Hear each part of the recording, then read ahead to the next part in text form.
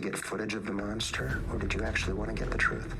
Did you kill Linda Gibson? No. Have you ever killed anyone? Yes. Who have you killed? Like, I'm gonna sit here and tell you that.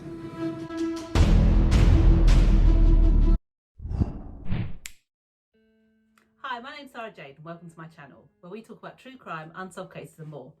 In this week's video, we will be talking about abuse, so if this is something you can't watch, feel free to stop now and we'll see you in the next one. So in this week's case, we're going to be talking about Brian Sugrim. However, we're going to do something a little bit different and look at it from the point of view of his wife. So Bernadette was 16 and she was living in New York, having the time of her life with her cousins. And on this day, she was going to the swimming pool when she bumped into Brian Sugrim. They started chatting and soon they were spending all their time together. Soon after they started dating, Brian used to leave her all these little love notes everywhere and messages for her to find. And because she came from a family of 5, she wasn't used to his attention, so she was loving it, and soon they fell in love. They would spend long days walking and spending all the summer together. And one day they were out walking when Brian turned and stopped and said to Bernadette, "I've got something to tell you. I'm scared to tell you because I'm afraid of how you'll react." And she kept thinking, what could he say that was so bad? You know, she loved him and she couldn't think of anything that he could possibly say that would upset her. He then turned around and said, "I killed somebody." And she was like, "What?" And he's like, "Yeah, I killed somebody, but please don't change the way you feel about me. Please don't stop loving me." And all she kept thinking was, this can't be right. Someone like him would never be able to kill somebody. And she couldn't quite believe it. And she decided to put it to the back of her head. All she kept thinking was, he's so lovely, he's so nice. There's no way that he could have done this. Soon after, Brian did become a suspect in the case. He took a lie detector test, which he passed, and he had an interview, and they couldn't find enough evidence to charge him.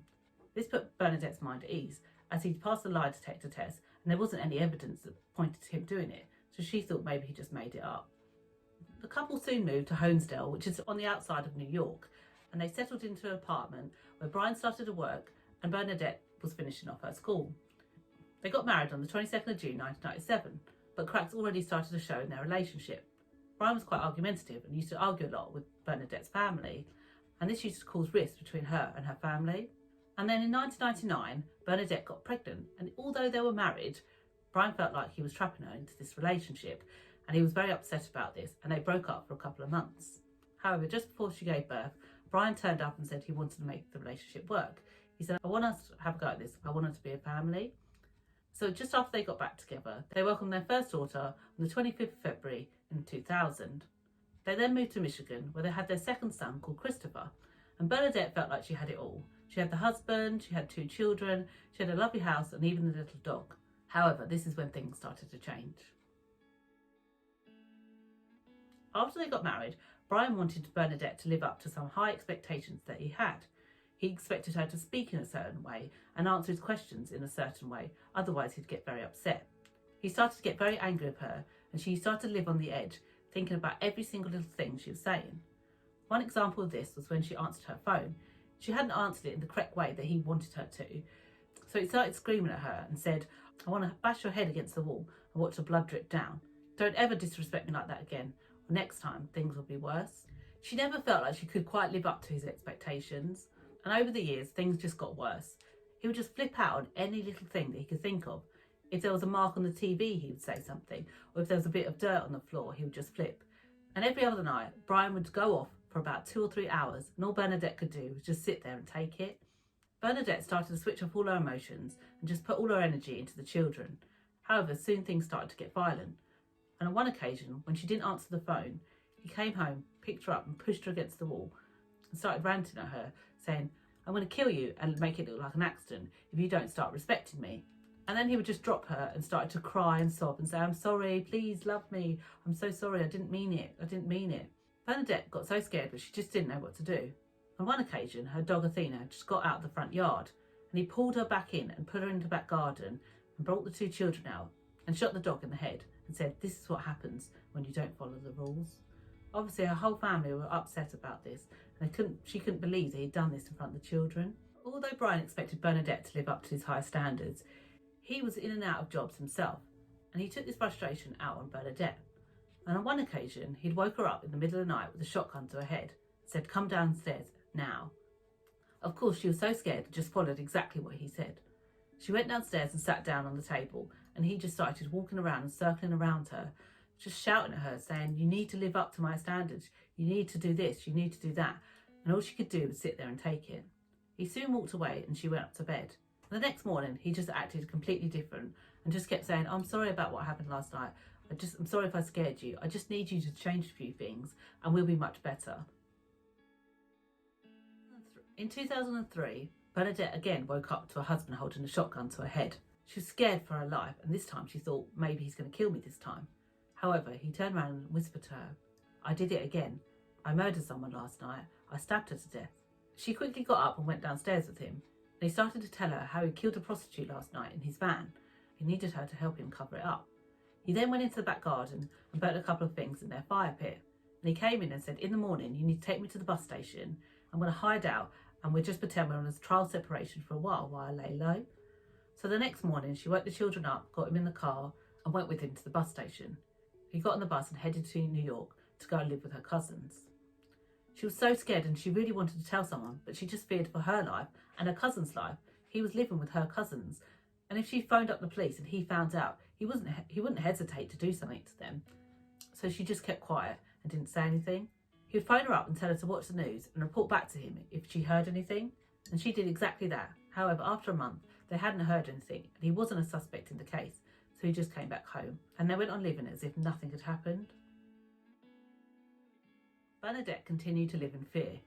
She wanted to take the children and just run away, but all she kept thinking was that he's going to come and find me. What's he going to do to us if he can do that to that woman? She really believed that he would kill her at some point. And he even asked her to go and get a gun, as he couldn't register himself.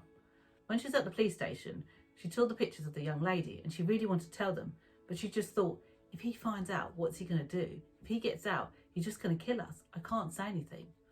And at one point she thought, if I had to kill him, that would be the end of it. She was sitting on her bed and he was in the shower, and she thought, if I just take the gun now and if I just go in there, shoot him through the window, he won't even notice and he'll be gone. But she couldn't do it. She thought, if I do that, I'm a murderer as well, and then my children have no one, as I'll be in prison. Bernadette's stress levels just got worse. In October 2009, when she was at the airport picking up Brian's family as they were coming down to see her, she collapsed and had a heart attack. She was rushed to hospital and they couldn't understand how a healthy 31-year-old woman who had no heart problems was having a heart attack. They put it down to stress and told her she needed to recover in hospital and just relax. When she was in hospital, she found a note in her drawer, and when she had a look, it was from Brian's sister, and it said, "Please leave him now. Please leave him while you're in the hospital. Get out while you can." This shocked Bernadette, and she thought, this is it, I need to leave him. I'm literally having a heart attack from the stress that I'm suffering, and even his family are telling me to leave him. So she sat him down and said, "Look, although I love you, I'm not in love with you anymore, and I just can't take this anymore. I need to leave." And he turned around and said, "That's fine, just walk out the door, that's fine, you can go.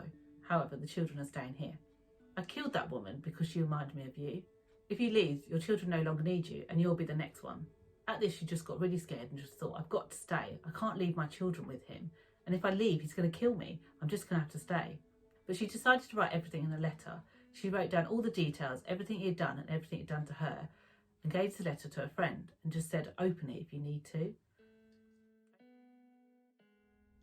Brian was obsessed with martial arts, boxing and shooting, and he would teach them how to hold a gun and how to defend themselves with a knife.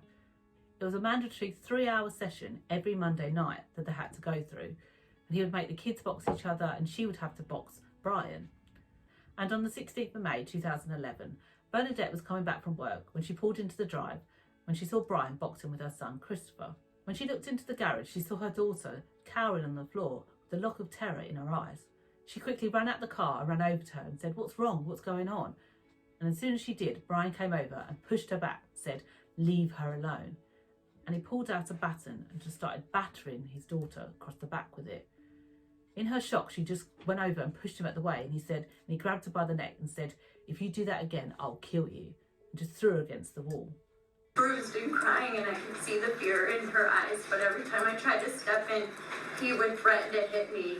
As they continued through their 3-hour session, every time they finished boxing, he would come over and he'd hit his daughter across the back with his baton, and all she would do is mouth at her mum, "Please help me." Soon it was Bernadette's time to fight with Brian, and as she was boxing, she turned around and saw that her daughter was running out. She decided to keep him busy and distract him from what her daughter was doing, and just kept hitting him so he would hit back. As they were fighting, the police turned up. Her daughter finally did what she could never do. 911 emergency. Yes, I'm calling. I've got a neighbor child that's come over. She was scared of her father. Her daughter had run to the next door neighbour's house, knocked on the door and told her that she was being attacked by her father. She's been beaten up. She said she hurts really bad. She's hiding in the bathtub right now because she was scared that her father was going to come get her and take her. They'd call the police and they'd soon turn up to the house. Brian acted as if nothing had happened, said they were just boxing and having a good time, and she'd just taken it too seriously. However, they decided to arrest him and go and investigate the case. As they were going to the police station, Bernadette just kept thinking, this is it. If he goes home tonight, he's just going to kill us all. He's never going to let us get away with this. And she thought, I have to save my family. I have to stop him. I'll have to tell them what happened. Hurt us and he would kill us. What? All of us, because the police were never involved. When she got to the police station, she went over to one of the policemen and confessed everything. She told them how he had told her they had murdered that young girl and how he'd murdered someone just before they got married. She proceeded to tell them all the details and told them where they could find the evidence. She wanted to give them as much information as she could, as she knew if he went home that night, that'd be the end of her. She was able to give them enough evidence, and all they needed now was her statement when they went to court. And after 8 years, she was finally ready to tell her story. Brian was born Bisham Brian Sugrim on the 24th of February in 1976. He grew up in New York with his mum and dad, who owned a nursing home for young adults with AIDS. And in 1976, he killed Demetrius Carter, who was one of the residents at his parents' house. Brian had grown up with a lot of resentment towards his father, and he first thought about killing his father. However, he decided to kill Demetrius as he thought, he's got AIDS, he hasn't got much of a life. If I kill him, I can frame my father for murder. However, Brian was seen as a suspect in the case, but they didn't have enough evidence at the time to convict him. This was around the time that he met Bernadette and had told her all about the murders. Then in 2001, his brother Neil Christopher died on a motorbike accident, and he stole his identity and his passport. Brian was actually a legal alien from Ghana, so he stole his brother's identity so he could stay in America. In 2003, Brian had taken a mix of methamphetamines and crack cocaine, and he went out to pick up some prostitutes, and this is where he met Linda. Linda Kay Gibson was 39, and she's described as a very caring individual who came from a large family of 4 sisters. She'd been working as a street worker on the streets of Kalamazoo in Michigan when she met Brian. Brian had originally picked up herself and her co-worker Licker Davis. He'd taken them out in his van and had stopped over to smoke some crack cocaine. When they were smoking, him and Linda got into an argument, so Licker ran out of the van and left them to it. He then proceeded to kill Linda. He bashed in her head, stabbed her over the chest, slit her thighs, then slit her throat, and they believed that she had died from strangulation. He then took her body and dumped it in a barren area on the streets of Edison. He positioned her body in such a way that her legs and arms were splayed out for everyone to see. He then went home and bleeped the van and went inside to tell Bernadette. He took all the items he had and burnt them on the outside fire pit, and then told Bernadette to drop him at the bus station in the morning. He then went to New York and spent the time with her cousins for a couple of weeks until everything died down. He then came home and acted as if nothing happened, and for 8 years the case remained unsolved. After the incident with his daughter, Brian was arrested and found guilty of assaulting his daughter, where he would spend 56 months to 10 years in prison. While in prison, he went to court for the murder of Linda. Of the post that you hold, you will declare a mistrial. You will reverse this verdict because there is no evidence that supports it. Not one shred. And your permanent incapacitation is the only legitimate method to protect society. And at the age of 35, he was convicted of premeditated murder and got life in prison without the possibility of parole. He's now spent his time in Kinross Correctional Facility in Michigan. Bernadette can finally breathe, but she still lives in fear that one day he might get out. Her children went to see counsellors after the events of what happened and are now doing well. And she has finally filed for divorce. So that brings us to the end of this case. If you are being abused or know someone that's been abused, I've left some numbers below just for you to check out, and please seek some help. Thank you for watching this week's video, and I'll see you in the next one. Take care. You call me a saint, but you know I'm a stranger, all willing and able.